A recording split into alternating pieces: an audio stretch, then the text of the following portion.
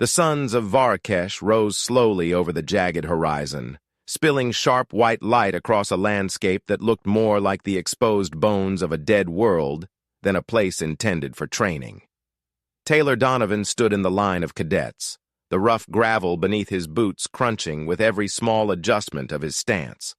The air was dry enough to sting the inside of his nose, and the scent carried nothing.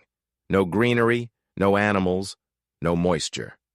It was a planet built for hardship, and the Academy had chosen it for one purpose: to see who broke first. The hunger trial had never been passed in the 86 years since its creation, and every generation of cadets whispered about it with a mix of awe and dread. Taylor listened to those whispers too, but unlike the others, he treated this trial not as a chance to prove strength, but as a problem waiting for a solution. He scanned the group of alien cadets beside him. Each species came armed with biological advantages that humans lacked, but those advantages had never been enough here. Some had nutrient storage membranes beneath their skin, giving them the ability to go without food for extended periods. Others could slow their metabolism voluntarily, reducing their energy expenditure to a crawl. A few possessed internal chemical conversion organs that allowed them to recycle certain compounds in place of food.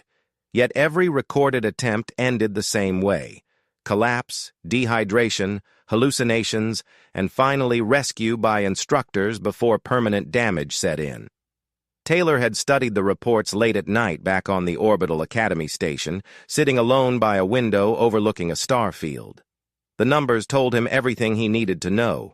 No species failed the trial because hunger was unbeatable. Every species failed because none had ever tried to solve it. The instructor stepped forward, an imposing figure with hardened scales and a voice that reverberated through the ground.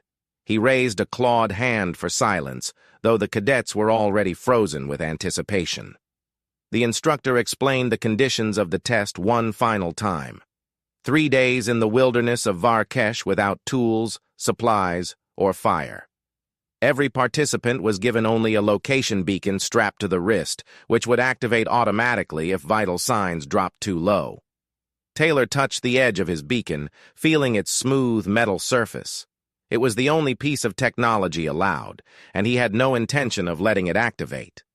The instructor spoke slowly, outlining rules that Taylor had memorized weeks ago. The most notable rule was the one that paralyzed every species except humans.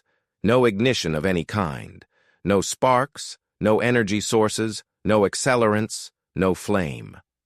Taylor felt a dry wind sweep across the crowd, tugging at his uniform.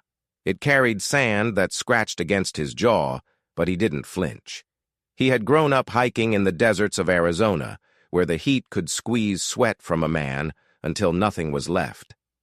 Compared to those memories, Varkesh felt cruelly similar, just without the comfort of distant human civilization waiting a few miles away. Here, mistakes weren't inconvenient. They were fatal. He turned his head slightly and noticed an Orionite cadet trembling with nervous energy, her skin shifting from blue to pale lavender. She had been confident during every trial so far, but this one stripped confidence from everyone. Taylor gave her a small nod, a gesture of shared humanity, even though she belonged to a different world.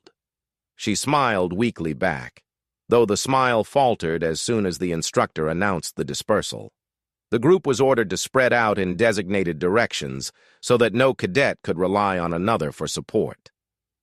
Taylor walked north, boots pressing into the hot soil that had already begun to warm under the suns.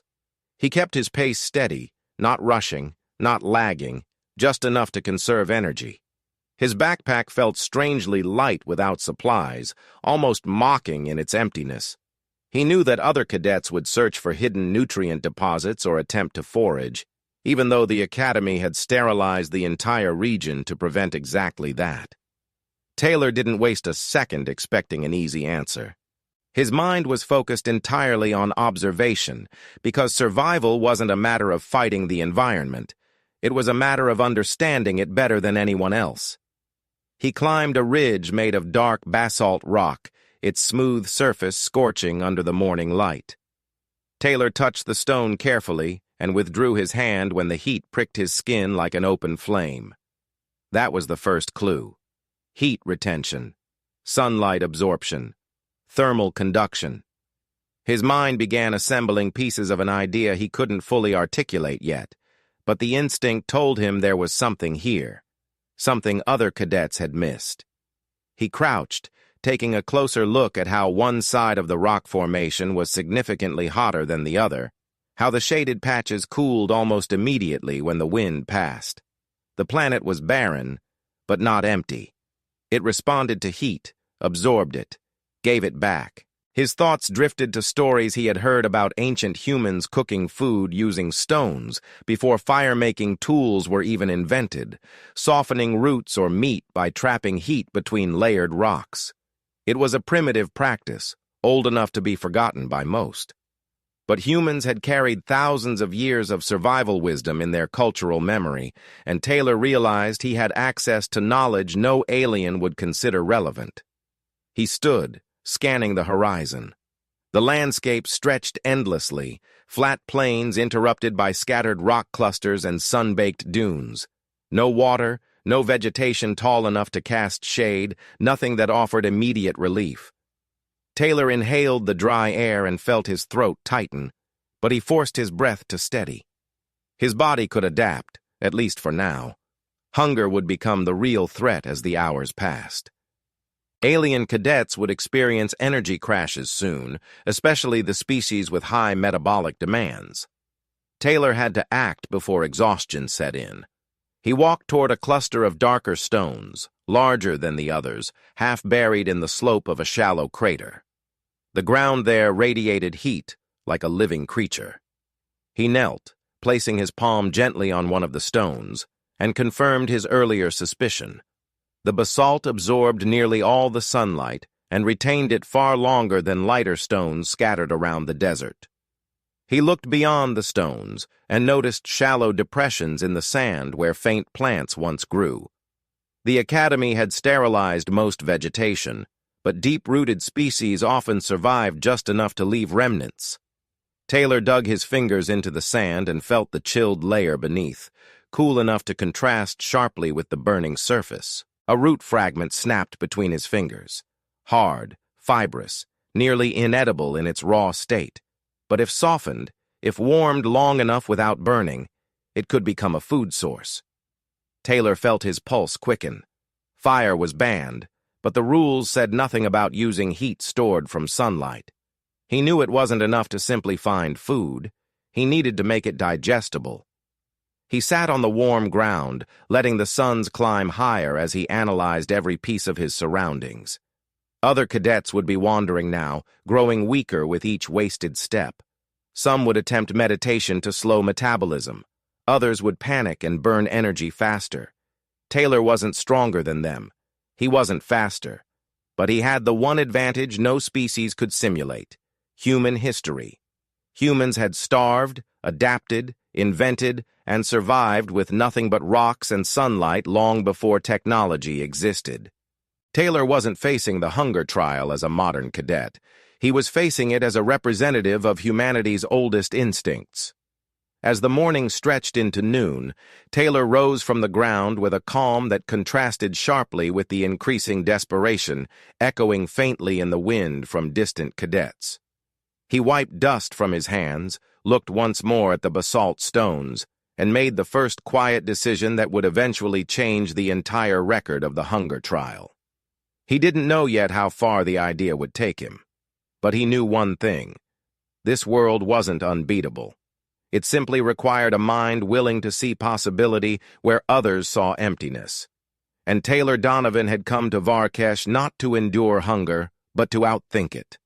The afternoon heat deepened with merciless precision, turning the desert floor into a shimmering expanse where the very air seemed to warp and twist in front of Taylor's eyes.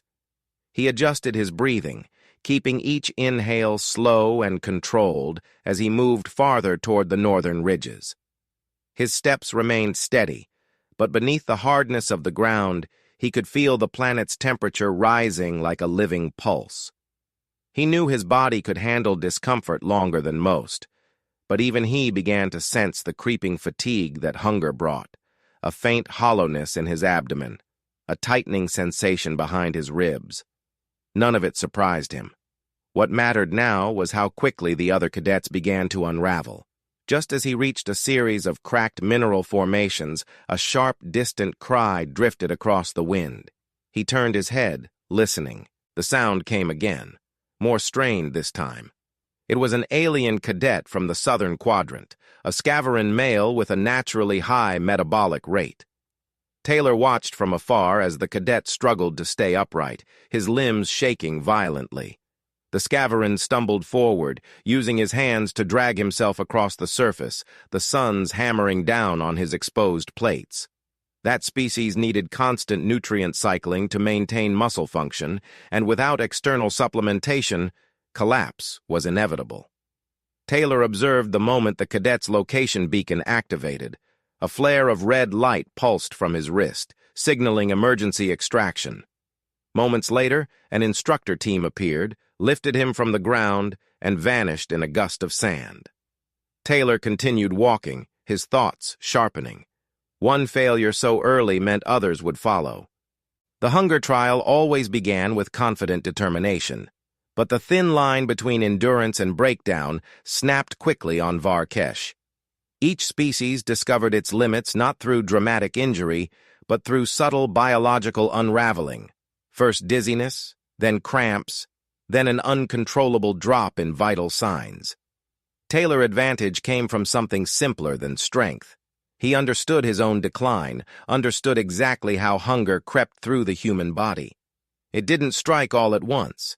It chipped away slowly, giving warnings along the way. The alien cadets were not used to that gradual weakening.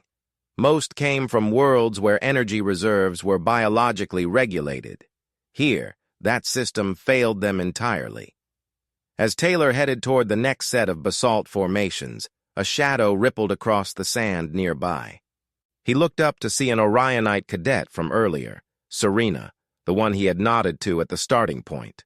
Her steps were unsteady, her breathing ragged, and her lavender skin had faded into an unhealthy grayish hue.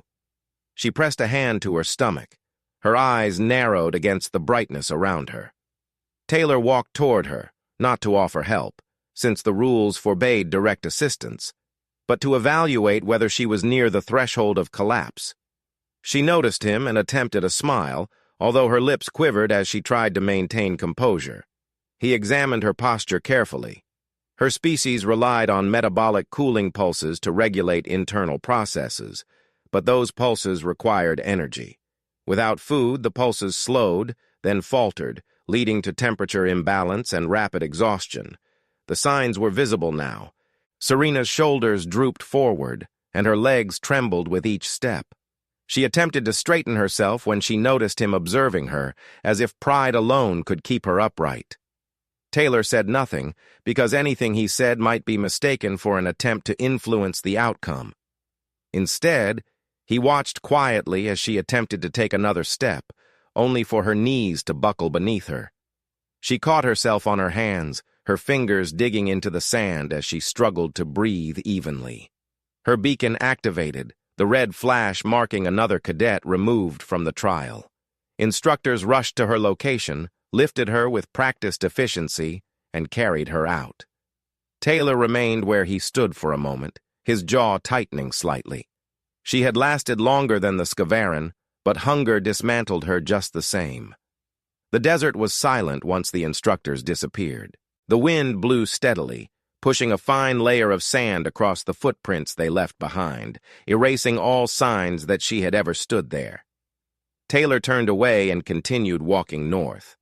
The landscape around him shifted subtly as he approached a plateau of fragmented rock slabs, each piece jutting upward like teeth from a colossal predator. He climbed over one of the slabs, finding himself surrounded by towering formations that provided minimal shade but amplified the heat trapped between them. It felt like stepping into an oven, and his body reacted instantly. His heartbeat quickened, and sweat broke across his forehead. He wiped his face with the back of his arm, keeping his movements economical. He had no water to waste through careless exertion, and he understood that every drop of sweat leaving his skin was a loss he could not replace. Another cry echoed somewhere between the rock formations. Taylor paused, tilted his head, and focused his hearing. This time it was a high-pitched sound of distress, unmistakably alien. He followed the faint vibrations, carefully navigating the twisting pathways carved out by centuries of wind erosion. Eventually, he saw another cadet collapsed across a slanted slab. This one was a Varoon male with shimmering scales that normally changed color based on nutrient storage. Now the scales were muted, dull, and almost gray. The Varoon clutched his abdomen, his breathing shallow and frantic. Taylor observed him for several seconds, analyzing the signs: trembling hands, involuntary spasms, and eyes struggling to focus. The Varoon species usually stored excess nutrients in specialized scale pockets. Those pockets provided short-term reserves during emergencies, but the Academy had calculated the trial duration precisely to outlast all natural reserves. Without food, the pockets emptied rapidly, and once depleted, the Varoon's nervous system destabilized. Taylor waited for the moment the beacon triggered. It happened seconds later, flashing urgently as the Varoon lost consciousness. The extraction team arrived, carried him away, and vanished as quickly as the previous ones. Only a handful of hours had passed since the start of the trial, and already 3 cadets were gone. Taylor felt a faint gnawing pain in his stomach, sharper now. He pressed a hand lightly against his abdomen, not out of worry, but as a reminder. He needed to act soon, not because he feared collapse, but because he understood the pace at which hunger accelerated once it took hold. The other cadets would begin fainting more frequently now. He could almost visualize the pattern. First the species with high metabolic rates, then those with cooling mechanisms, and finally those with slow metabolisms that masked the danger until the very end. Taylor knew humans belonged to the last category. His body would stay functional long after others fell, but functionality was not victory. Survival alone was never the goal. Solving the problem was. As the sun dipped slightly in the sky, though still blindingly bright, Taylor increased his pace toward a deeper section of the basalt field. His mind worked relentlessly, calculating the limited time window he had left before his own hunger turned into weakness. The planet was stripping every cadet down to instincts, forcing them to rely on whatever knowledge they carried. Some species had biology, some had meditation, some had sheer endurance. Taylor had none of those advantages to their fullest extent, but he had something older, something human in a way no alien could imitate, the ability to create solutions where none existed. Behind him, another beacon flashed in the far distance. Another cadet down. Taylor kept walking, each step a quiet promise that he would not join them. Taylor reached the deeper portion of the basalt field just as the sunlight began shifting from its harsh overhead glare to the long, slanted beams of the late afternoon. The angle of the twin suns changed the texture of the heat across the landscape. It no longer pressed directly downward with suffocating intensity. Instead, it stretched across the stone surfaces in waves that shimmered like liquid metal. Taylor felt the change immediately. The air was still unbearably hot, but the shift in angle meant the rocks absorbed light differently. The basalt around him looked darker now, almost glossy, as if the planet had poured molten glass over every surface. He paused on the edge of the field and examined the distribution of heat on the rocks. The darker sections radiated warmth that hit him even before his hand reached them. The lighter patches cooled quickly, as if the stone itself was exhaling. He crouched and pressed his palm to one of the larger basalt slabs. The heat pulsed into his skin, not violently, but intensely enough to feel like a controlled burn. He lifted his hand and touched the shaded side of the same slab. The contrast was immediate. Coolness seeped across his fingertips, sharp and refreshing. Taylor narrowed his eyes. This pattern was the key. Heat absorption, heat retention, heat distribution. The planet had given him the tools. The only limitation now was how he used them. He moved deeper into the field, stepping carefully over jagged cracks that spidered across the ground. The basalt formations grew larger as he advanced, some rising taller than his waist, others forming natural cavities where stones had broken apart and fallen inward. Taylor approached one of these cavities and knelt beside it, scanning the interior. The hollow space trapped heat exceptionally well. The air inside felt thick and warm, almost like the interior of a slow-cooking chamber. He placed his hand against the inner wall and confirmed what his instincts already told him. The temperature inside the cavity remained stable, even though the wind outside cooled the exposed surfaces. Taylor straightened slowly, his mind sharpening with a clarity that felt almost electric. He didn't have fire. He wasn't allowed tools. But he had heat, storage, insulation, and sunlight that could turn stone into an oven without ever igniting a spark. The idea formed fully at last, not as a sudden revelation, but as a gradual alignment of everything he had observed since the trial began. He needed to build a cooking system without violating the rules. He needed heat transferred into food that was indigestible in its raw state. He needed to trap warmth long enough to soften it. Fireless cooking.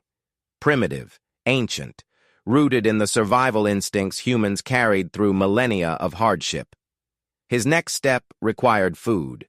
He scanned the sand near the basalt, searching for signs of underground plant remnants. He walked along the edge of the field, where faint depressions in the ground revealed places where hardy vegetation had once grown before the academy sterilized the region. Taylor knelt and dug his fingers into the sand, scraping until he felt resistance. The sand parted and revealed a root, thin, tough, and so hard it might as well have been carved from bone. He retrieved it and brushed off the sand, holding it up to the light. It was nearly useless raw, fibrous enough to damage his stomach if he consumed it. But if softened, warmed, or broken down even slightly, it would provide enough nutrients to keep him functioning. He did not allow himself excitement, not even relief. He simply placed the root in his pack and continued searching. He found another, and another. Some were too small to be useful, others rotten or brittle, but the existence of the tough, viable roots confirmed the possibility.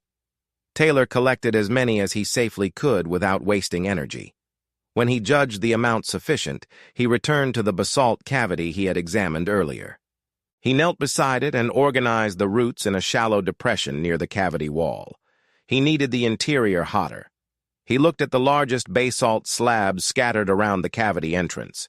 If he moved them, angled them, and positioned them to maximize sun exposure, the heat inside the cavity would intensify. The effort would cost him energy, but efficiency mattered more now than conservation. He placed his hands on the first slab and pushed. The stone resisted initially, heavy and stubborn, but Taylor leaned his full weight into it, shifting it just enough to alter the angle.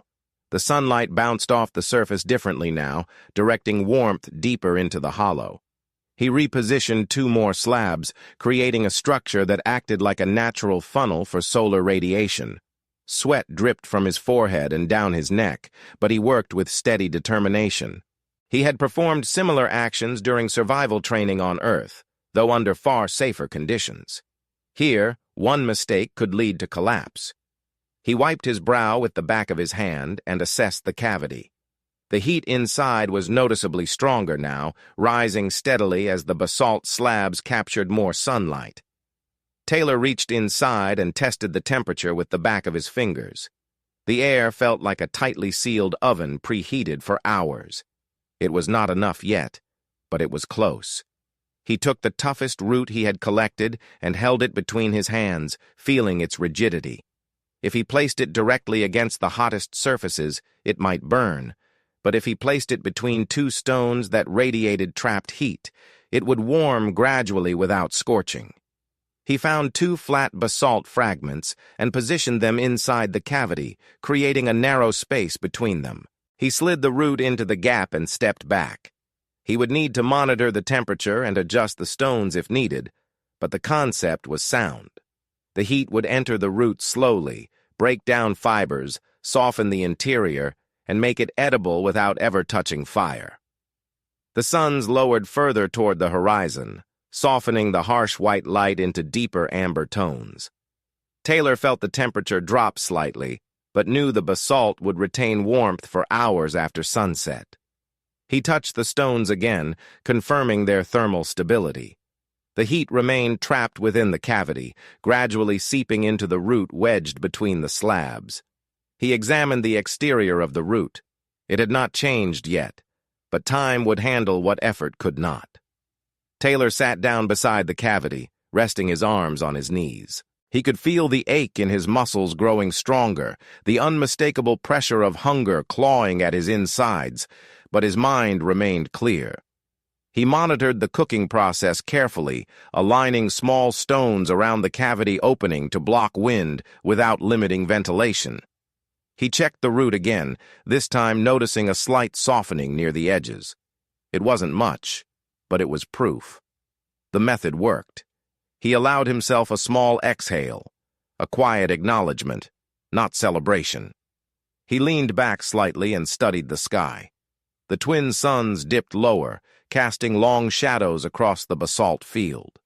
The darkness would come soon, and with it the sharp cold that followed every Varkesh evening. Taylor understood that the cooling phase mattered just as much as the heating. The stones inside the cavity would retain their warmth long after the environment cooled, continuing to soften the root while the rest of the desert froze.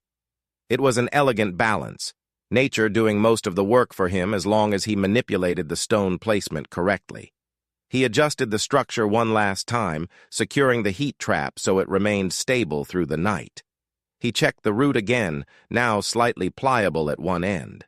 It needed more time, but the transformation had begun. Taylor's stomach growled, a deep and painful reminder of how long he had gone without food. He ignored the discomfort. He knew that patience was part of the process. Fireless cooking did not produce instant results. It demanded understanding, timing, and a calm mind. He sat quietly beside the basalt cavity as the last of the light faded, his silhouette merging with the darkening field. The desert stretched endlessly around him, silent except for the distant winds and the faint crackling of cooling stone. Taylor rested, conserving energy without sleeping fully, waiting for the moment when his first meal began to take shape. Slowly, quietly, using nothing but rocks, heat, and the stubborn persistence that defined his species. He closed his eyes for a moment and exhaled. The idea was no longer a possibility. It was reality. And tomorrow, it would save him. When the faint light of dawn crept across the fractured basalt field, Taylor opened his eyes to a world washed in muted blue-gray.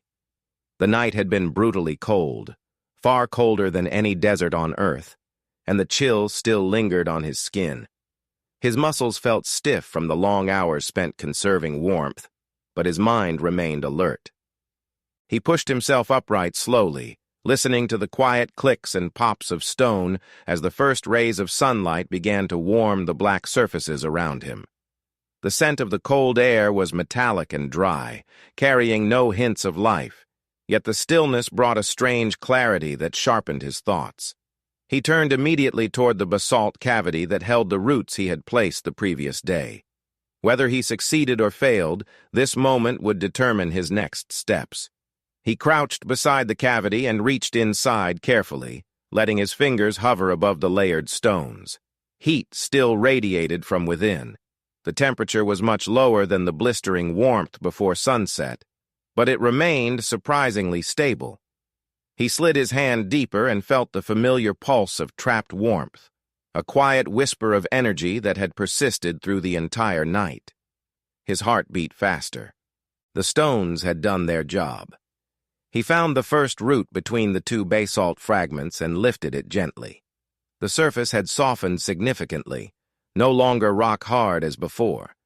The edges compressed slightly under the pressure of his fingers. He held it up to the morning light, turning it slowly to examine the texture. It looked crude and unappealing, but it no longer felt like something that would splinter inside his stomach. It felt edible. He bit into it carefully, testing its firmness. The interior was warm, not hot, but warm enough that his body reacted immediately. A rush of gratitude surged through him. Not emotional relief, but the instinctual gratitude of a living organism tasting its first sustenance in nearly a full day. He chewed slowly, feeling the softened fibers break down between his teeth. It wasn't pleasant, but it was food. After swallowing the first bite, he allowed himself a moment to breathe. The dull ache in his stomach eased slightly, though the emptiness remained. He needed more, and he knew the other roots required additional time to reach the same level of softness. He checked the next root, then the next. Some were nearly ready, others still too firm to eat safely. The larger ones had absorbed heat unevenly, requiring rotation and additional trapping. Taylor set aside the softened root and got to work again, adjusting the position of the basalt slabs with tired but precise movements. He lifted one of the larger stones to redirect the early morning sunlight into the cavity, positioning it so the warming process began again as quickly as possible. His movements had slowed considerably from hunger and the cold of the night, but his determination remained razor-sharp. While he worked, the distant sound of something collapsing echoed across the plains. Taylor froze and looked toward the southern horizon. A lone figure staggered across the desert, an alien cadet whose body moved with heavy, uncoordinated motions. Taylor did not recognize the species from this distance, but he recognized the signs: disorientation, muscle weakness, impaired balance. Hunger had reached its breaking point. The cadet attempted to walk a few more steps, but his legs buckled under him. He collapsed onto the sand and did not rise again. A few seconds passed before the cadet's wrist beacon flashed red, signaling emergency extraction. Within moments, an instructor team arrived and carried him away, leaving only wind-scattered dust in their place. Taylor watched impassively. He had no energy to spare for sympathy, though he understood the desperation intimately. If his method failed, he would end the day in the same condition. He turned back to the cavity and checked the root he had set aside. It had cooled slightly as he worked, but it remained soft enough to consume. He ate it slowly, preserving every bit of strength he could. The warmth moving through his stomach spread outward, dulling the painful hunger pangs by a small but critical margin. As the suns continued rising, the basalt slabs grew hotter again. The cavity regained its oven-like environment, warming the remaining roots. Taylor took time to rotate them, ensuring the surfaces heated evenly. He monitored their texture with his fingertips, careful not to rush the process. Precision mattered more than speed. Improperly softened roots could harm him more than help him. The smallest root softened next, and he consumed it without hesitation. His energy rose gradually, not dramatically, but enough for him to feel the difference between collapse and persistence. Hours passed. The sun climbed higher. The desert floor shimmered. Taylor felt steadier on his feet with each softened root he consumed. By mid-morning, he had eaten enough to restore a functional level of strength. His mind regained sharpness. His breathing stabilized. His muscles responded with greater coordination. He no longer felt the immediate threat of collapse looming over him, though hunger still lingered like a shadow. But now he had a system. He had a method he could repeat. And most importantly, he had proof that his instincts had been correct. As he finished inspecting the last softened root, a new sound broke the quiet: footsteps crunching across the sand. Taylor looked up and saw an alien cadet approaching slowly. This cadet was tall, with delicate bioluminescent markings along his arms. His steps were uneven, and he held his stomach as if unsure whether to continue forward. Taylor recognized the species, an Athesan male whose metabolism relied on high-frequency nutrient pulses. The cadet stopped several meters away from Taylor, swaying slightly as he tried to maintain posture. He studied Taylor with hollow eyes, scanning him from head to toe. Taylor said nothing. He was allowed to speak, but he could not offer help directly. The rules forbade it. The Athesan's gaze drifted toward the basalt cavity, then toward the stones Taylor had arranged. He appeared confused at first, then intrigued. Taylor didn't gesture or explain. He simply rested his hand on a slab, making the process visible without actively instructing anyone. The cadet stared for several long seconds before stepping closer to examine the cavity. He reached inside, then recoiled at the retained warmth. His eyes widened. Taylor could see the moment the cadet understood the purpose of the structure. The Athesan hesitated, glanced at Taylor again, then stumbled away, heading toward another cluster of basalt formations. Taylor watched him go. The cadet would mimic what he saw. If he had the strength, he might survive long enough to create his own heat trap. But Taylor did not dwell on it. His responsibility was to survive, not to take command of others. Still, he felt a faint sense of satisfaction knowing the method could spread naturally, without him violating the rules. By noon, Taylor had consumed enough to restore clarity. He walked to a nearby formation to search for additional routes, using the improved visibility to locate faint depressions where underground remnants remained. His eyes had adjusted to the subtle patterns in the sand, and he found several more viable routes. He collected them and returned to the cavity, arranging the stones again to capture the peak heat of the day. The air above the basalt shimmered intensely, and Taylor felt sweat roll down his temples. But he no longer felt the fog of starvation clouding his judgment. Later in the afternoon, another cadet appeared near the basalt field. This one was an Orionite female with trembling limbs and labored breathing. She examined Taylor's structure from afar, her expression shifting from confusion to dawning comprehension. She kneeled clumsily near a cluster of rocks and attempted to recreate what she saw, though her movements were weak and unstable. Taylor continued adjusting his own stones, neither encouraging nor stopping her. The rules allowed observation. The desert allowed innovation. What she achieved from her attempt would depend entirely on her remaining strength. As the suns began descending again, Taylor checked the newly heated routes. The heat was more intense than the previous day, as he had refined the stone placement with greater accuracy.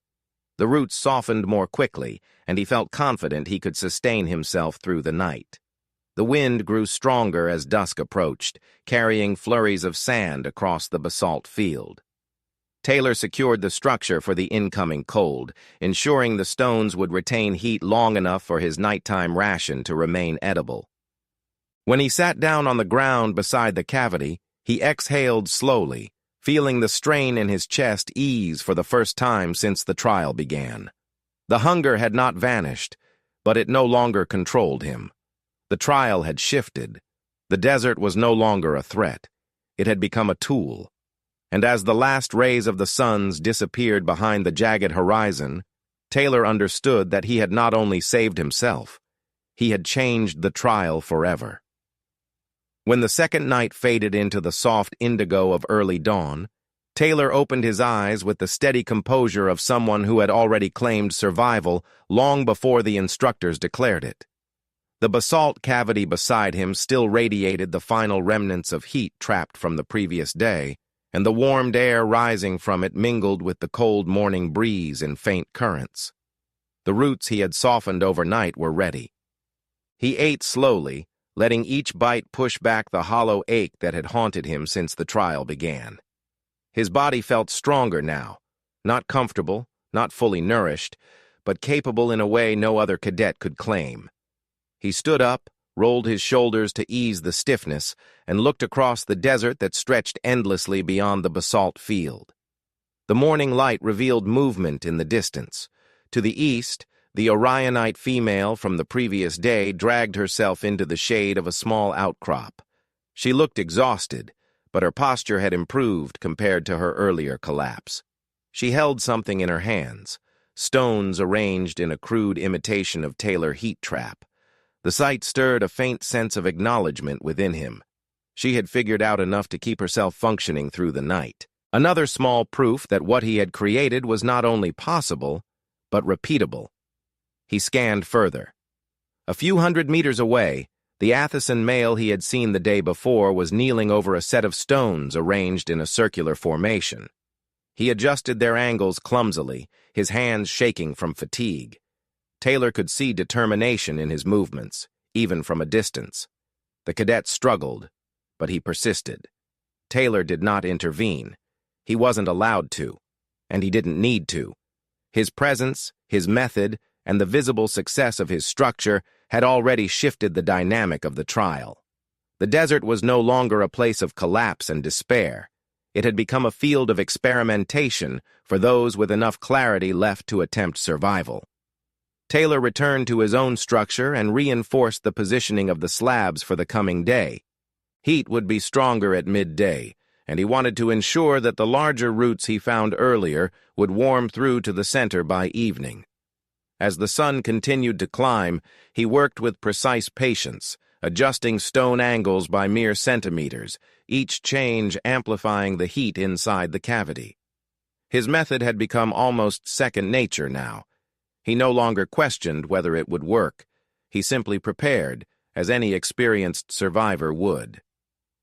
Around mid-morning, a wave of strange silence swept across the desert.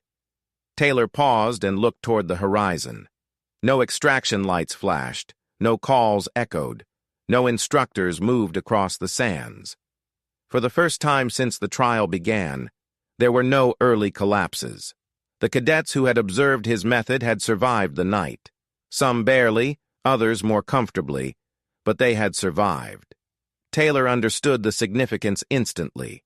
The chain reaction had begun. One solution had turned into many.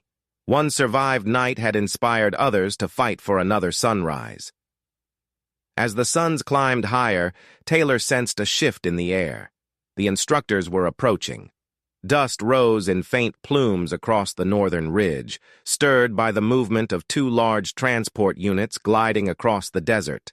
Taylor straightened, standing beside his basalt oven with the calm confidence of someone who understood the weight of what he had accomplished.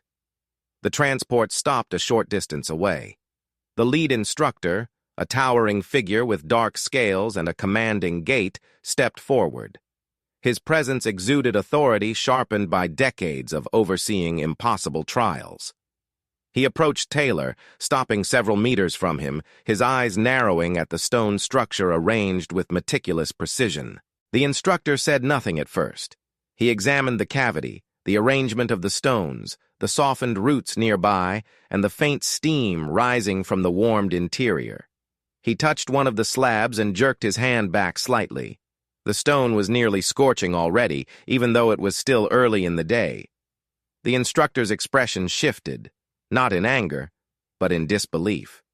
He turned to Taylor and looked at him with a gaze that acknowledged something unprecedented. Taylor met that gaze without a hint of triumph. He simply stood with his shoulders straight, breathing normally, his eyes fully alert. Hunger no longer dominated him. Weakness no longer threatened his stability. He had mastered the environment instead of enduring it. The instructor stepped closer and examined one of the softened roots Taylor had set aside. He broke it open with his claws, revealing the warm, pliable interior. Then he looked up again, this time with the unmistakable recognition of victory. Other transports arrived, carrying instructors who spread across the desert to inspect the conditions of the remaining cadets. Taylor watched as they visited the Orionite female first. She sat beside her crude stone arrangement, breathing heavily but alive. She rose shakily when an instructor approached, revealing the softened root she had managed to prepare. The instructor's posture stiffened, another sign that something extraordinary had occurred. Then the instructors moved to the Athelstan male. His method was less refined but sufficient. He had survived. One by one, the instructors visited the remaining cadets. Taylor didn't have to hear the conversations to understand the implications. Each cadet who had survived had done so using some variation of his idea. His method had unintentionally spread through silent observation. The desert, once a place of despair, had become a demonstration of human adaptability. After hours of evaluation, the lead instructor returned to Taylor. He spoke finally, his voice deep, resonating like distant thunder. "Cadet Taylor Donovan," he said, "you have passed the hunger trial." Taylor did not smile. He simply nodded. He knew the words meant more than a personal achievement. The instructor continued, his tone shifting to something even heavier. No cadet in the Academy's history has ever completed this trial. Not one. He gestured toward the basalt structure. You did not endure hunger. You eliminated it. The instructors conferred briefly among themselves, their voices sharp and animated. Several of them pointed at the structures built by other cadets, then at Taylor arrangement, tracing lines in the air as they discussed the method. Taylor observed quietly, his breathing steady. He knew that what he had done would ripple through the Academy long after he left this planet. When the announcement came, it echoed across every comm frequency in the region. The hunger trial has been completed successfully for the first time. The record belongs to Cadet Taylor Donovan. The message repeated twice before the desert fell silent again. Taylor exhaled slowly, not in relief, but in acknowledgement of the finality. He had done what no species had done before, not because he was stronger, not because he was better adapted, but because he had looked at an impossible problem and approached it differently. As the transports lifted the cadets for extraction, the Orionite female looked at Taylor from across the sand. She placed her hand briefly on the stones she had arranged, then touched her chest, a silent gesture of respect. The Athison male did the same. Taylor nodded once to each of them. No words were needed. The desert had already spoken for him. When he boarded the transport, he carried nothing except a single basalt stone he had chosen from the field. It was warm in his hand despite the cooling air, silent, unremarkable, but symbolic. It represented resourcefulness, adaptation, and the quiet power of knowledge passed through centuries of human survival. As the transport ascended, lifting him away from the planet's harsh terrain, Taylor looked down at the basalt field one last time. The structures scattered across the desert glimmered in the slanting light. They were primitive, uneven, imperfect, but they were functioning echoes of his idea. And in that moment, Taylor understood that the true victory was not simply surviving the trial. The true victory was reshaping it forever. The hunger trial would never be the same again.